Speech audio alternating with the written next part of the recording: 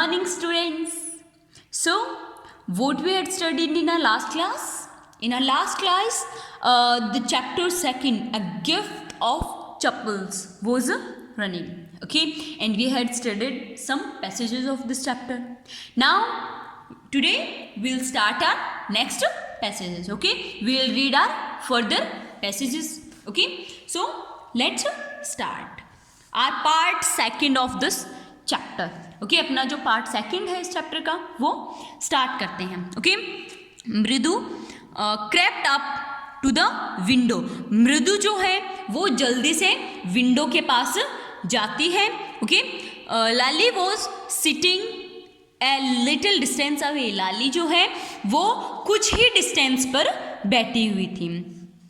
अवेक्वी holding her violin and बॉस्ट्रिंग. वो क्या कर रही थी, उसने अपना जो वॉयलिन होता है वो एंड उसकी जो बॉस्ट्रिंग जो होती है, जो एक थिन वुडन टाइप से होती है, ठीक है, वॉयलिन के साथ ही होती है. ओके, वो उसने होल्ड किए हुए वो बैठी थी. Her elbow jutting out and her eyes glazed with concentration. वो क्या कर रही थी, उसने मतलब अपने एल्बो को जुटअप कर रखा था. ओके, एल्बो से उसने अपना वो जुटअप कर रखा था एंड उसकी आईज मतलब एकदम से ग्लेज्ड थी. किस चीज़ से ग्लेज्ड थी, मतलब होता है ना, फुल कॉन्फिडेंस होता है, फुल अट्रैक्शन होता है, फुल अटेंशन होता है. ओके, उस तरीके से उस पोज में वो बैठी थी.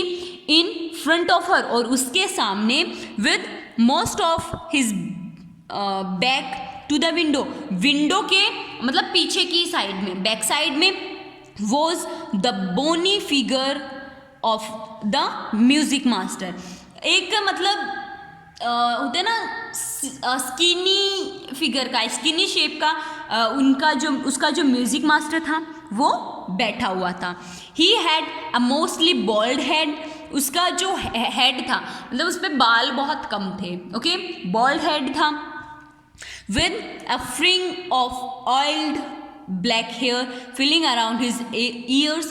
और उसके ears के साइड में मतलब ऑयल फील्ड उसके ब्लैक हेयर्स थे.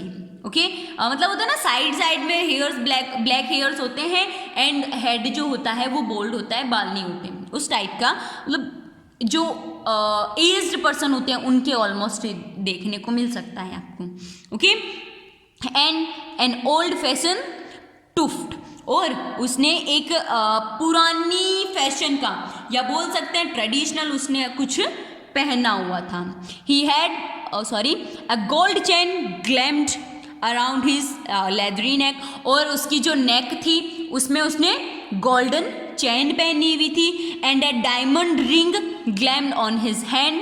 और एक उसके हैंड में एक डायमंड रिंग जो है वो चमक रही थी.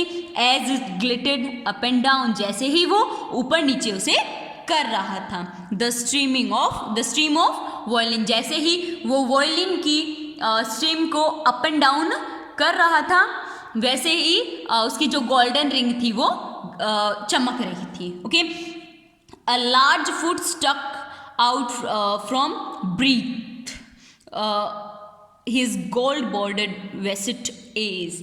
उसकी जो मतलब होते ना कि मतलब उसकी जो धोती थी, ओके, उसका जो बॉर्डर होता है ना, धोती का जो साइड बॉर्डर होता है, ओके, वेस्टी एज, उसका जो धोती, वेस्टी मतलब धोती, उसकी जो साइड एज होती है उस पर मतलब लार्ज फुट स्टक, मतलब उसने फुट स्टक किया था वहाँ पे. ओके, जो कि यूँ लग रहा था गोल्डन बॉर्डर्ड है. ओके, उसकी धोती का जो एज थी वो ऐसे लग रही थी जैसे ही मतलब उसने फुट स्ट्रक किया था तो ये देखने को मिला था कि उसकी जो धोती की जो एज थी वो गोल्ड बॉर्डर्ड थी. Okay, and he was beating time on the floor with the square big door. वो क्या कर रहा था, वो मतलब राइमिंग सेट, स्ट्रक क्यों कर रहा था, वो राइमिंग सेट कर रहा था अपना, वो जो वॉयलिन जो बजा रहा था वो उसके लिए वो मतलब फ्लोर पर ही होते हैं ना, हॉल पैर, जब हम म्यूजिक सुनते हैं तो पैर बीट करते हैं, पैर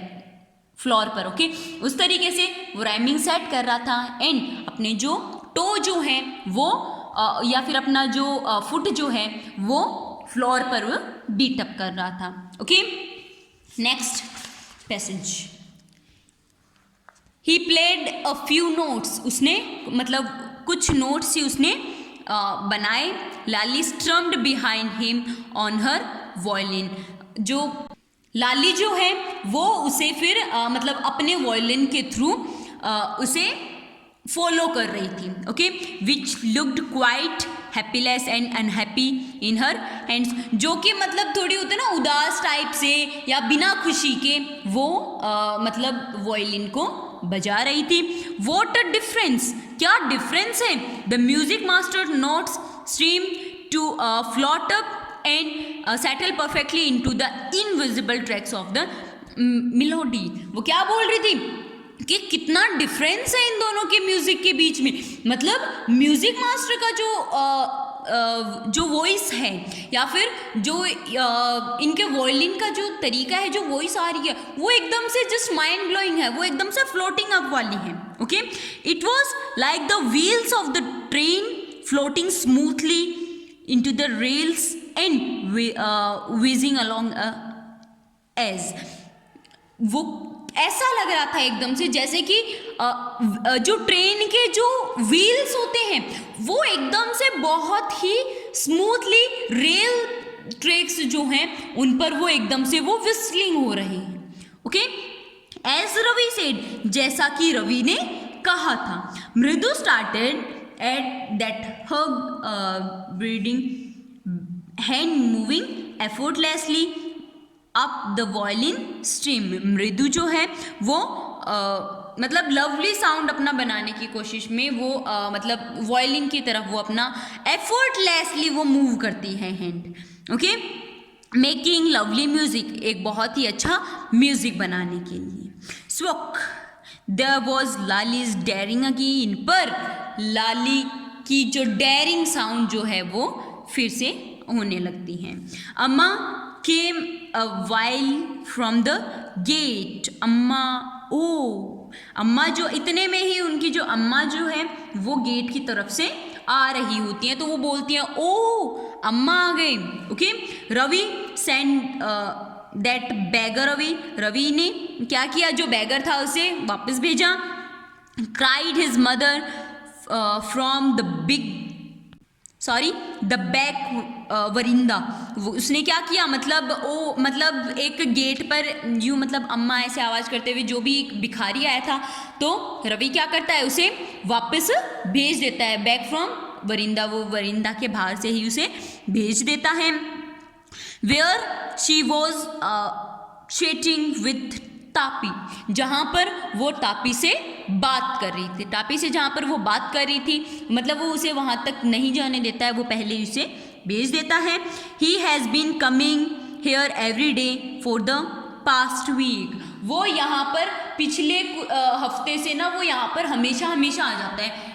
वो मतलब बैगर के बारे में बोल रहा है, भिखारी के बारे में बोल रहा है कि वो पिछले हफ्ते से यहाँ पर हमेशा हमेशा वो आ जाता है. And it's time he found another house to beg from. और ये अभी वो वक्त आ गया जब इसे कोई दूसरे घर से ही बैगअप करना चाहिए. ओके, यहाँ से इसे बैगअप नहीं करने देंगे. पाती एक्सप्लेन्ड टू टापी. जो पाती जो है वो टापी को ऐसा मतलब वो सब कुछ एक्सप्लेन करती है कि ये तो दिल्ली आ जाता है इसका, तो ये तो दिल्ली का हो गया, तो मतलब अब इसे कहीं और दूसरे घर में इसे सेंड करना होगा. Okay, here completes our 2 passages of today's class. Okay, same as it is homework, you have to learn word meaning and solve question answers. If have any doubt, any problem, you can ask to me. Okay, bye.